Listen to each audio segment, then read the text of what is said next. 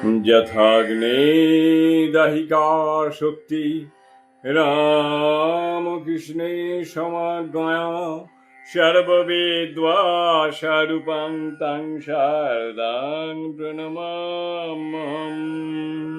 শতরূপে সর্বা এই গ্রন্থ থেকে পাঠ চলছে।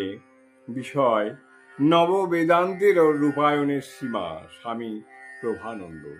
পরবর্তী অংশ। নববেদান্তের মুখ্য আবেদন তার কার্যকারিতায়।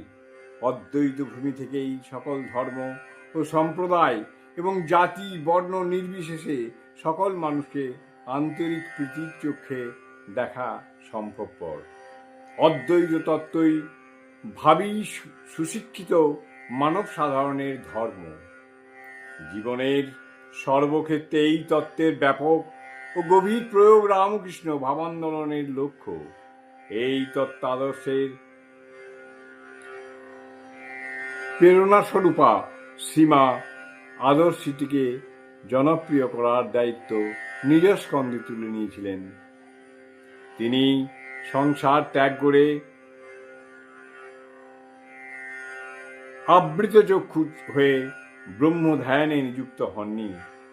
তিনি পরিপাটি রূপে সংসার করেছিলেন।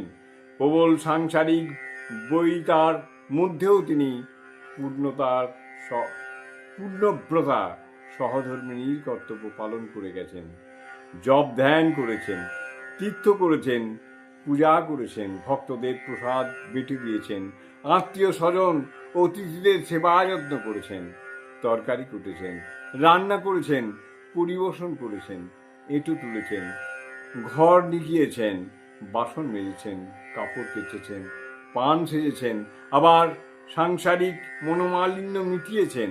রাধু ও মাকুর শ্বশুর বাড়িতে তত্ত্ব পাঠিয়েছেন, রাঁধুনি ব্রাহ্মণীকে প্রণাম করেছেন, সন্ন্যাসীর ব্যবহৃত আসনটি নমস্কার করেছেন। কিন্তু এই বিভিন্ন সংসারে সুখ দুঃখ, জন্ম মৃত্যু, জরা যৌবনের মধ্যে তাঁর চেতনা অধিষ্ঠিত ছিল।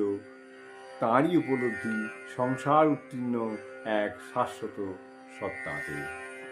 জয় মা, জয় মা, জয় মা।